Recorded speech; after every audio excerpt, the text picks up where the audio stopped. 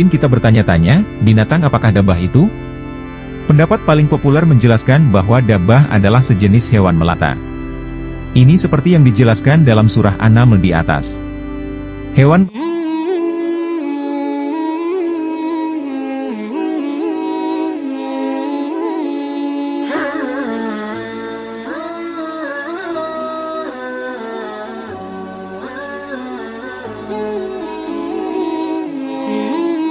tanda-tanda dan tugas dabbah, hewan melata yang keluar menjelang kiamat. Dabbah adalah salah satu tanda akan terjadinya kiamat besar berupa hewan melata. Hanya Allah Subhanahu wa Ta'ala yang tahu pasti tentang rupa hewan ini. Namun, hadis Rasulullah telah memberikan penjelasan sedikit mengenai ciri-ciri dan tugas dabbah. Mungkin, kemunculan dabbah terkesan kurang masuk akal dan sulit dipercaya. Kendati demikian, sudah kewajiban bagi setiap muslim untuk mempercayainya. Sebab, kedatangannya telah disebutkan dalam Al-Quran Surah An-Naml ayat 82. Allah berfirman yang artinya, "Dan apabila perkataan telah jatuh atas mereka, kami keluarkan dabbah, sejenis binatang melata, dari bumi yang akan mengatakan kepada mereka bahwa sesungguhnya manusia dahulu tidak yakin kepada ayat-ayat kami." Quran Surat An-Naml 27:82. Lantas, bagaimana ciri-ciri dabbah dan apa tugasnya saat hari kiamat nanti? Merujuk berbagai sumber, simak rangkuman video berikut ini. Dabbah menjadi salah satu tanda kiamat yang kelak akan terjadi. Namun, apakah sahabat Damyulil tahu arti dari namanya? Istilah dabbah berasal dari bahasa Arab, yakni. Biasanya, dabbah bersanding dengan kata al-ard. Dalam bahasa Arab, dabbah bisa berarti binatang saja atau monster, sedangkan al-ard artinya bumi. Ini artinya, dabbah al-ard adalah binatang buas atau monster yang berasal dari bumi.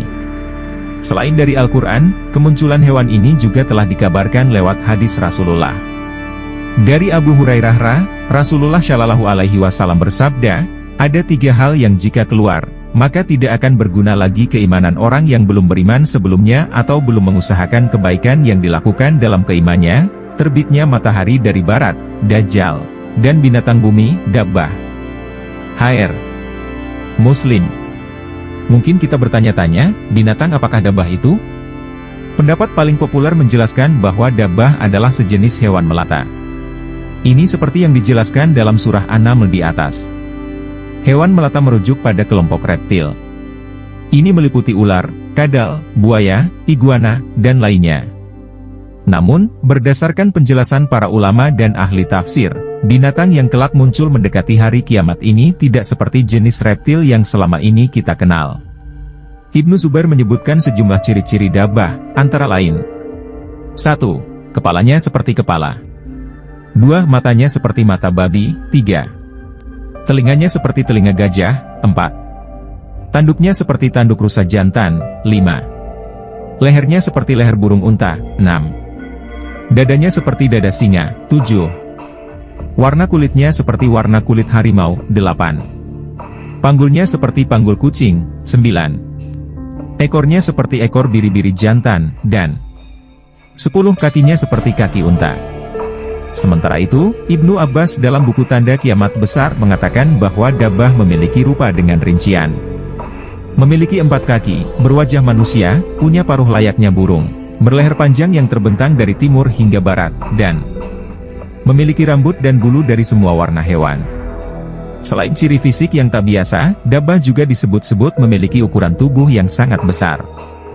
Masih dari penjabaran Ibnu Zubair, ia berkata bahwa dabbah memiliki tubuh yang sangat besar dikatakan semasa ia keluar dari sarangnya dengan kecepatan seperti seekor kuda yang berlari setelah 3 hari, dan Dabbatul Ard bisa mengeluarkan sepertiga badannya. Saking besarnya, kepala dari makhluk akhir zaman ini sudah mencapai langit, tetapi tubuhnya masih ada di dalam bumi. Lebih lanjutnya, juga disebutkan bahwa dabbah al-ard mengenakan cincin Nabi Sulaiman dan membawa tongkat Nabi Musa. Dari Abu Hurairah, Nabi Shallallahu Alaihi Wasallam bersabda, seekor binatang akan keluar dengan membawa tongkat Musa, dan cincin Sulaiman alaihi salam, lalu dia akan memberikan tanda, cap sebagai tanda pengenal, kepada seorang kafir dengan cincin. HR Imam Ahmad dan Tirmizi, Sahih. Tugas dabbah di muka bumi. Dabbah al-Ard diizinkan oleh Allah keluar di akhir zaman nanti bukanlah sekadar muncul saja, melainkan membawa suatu tugas. Melanjut hadis Rasulullah di bagian sebelumnya, tugas Dabbah adalah memberikan tanda kepada orang mukmin dan kafir. Seekor binatang akan keluar dengan membawa tongkat Musa dan cincin Sulaiman alaihi salam, lalu dia akan memberikan tanda, cap sebagai tanda pengenal, kepada seorang kafir Affan. Salah seorang perawi hadis, berkata, pada hidung seorang kafir dengan cincin, dan menjadikan bercahaya serta memutihkan wajah seorang mukmin dengan tongkat sehingga orang-orang yang sedang berkumpul pada hidangan makanan akan saling menyeru, maka yang ini berkata, wahai mukmin. Sementara yang lain berkata, wahai kafir. Hr. Imam Ahmad dan Tirmizi. Dari hadis tersebut, bisa sahabat Damyul ketahui bahwa Dabbah akan memberikan tanda pada hidung manusia. Wajah orang mukmin yang telah diberi tanda akan menjadi bersinar, sedangkan wajah orang kafir dan munafik akan berubah gelap. Selain memberi tanda, hewan melata akhir zaman ini juga akan berbicara kepada manusia. Menurut Qiraah Ubay bin Ka'ab, cara Dabbah berbicara sama seperti ketika manusia berbincang kepada sesamanya. Dari penjelasan Ibnu Zubair, Dabbah mampu berbicara dalam segala jenis bahasa manusia. Adapun kalimat yang kelak ia ucapkan tercantum dalam surah An-Naml ayat 82, yaitu, sesungguhnya manusia dahulu tidak yakin kepada ayat-ayat kami. An-Naml 27:82. Demikianlah informasi mengenai ciri-ciri dan tugas Dabbah.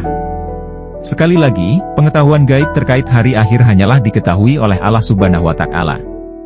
Begitu pula dengan rupa spesifik Dabbah dan kelak yang ia lakukan.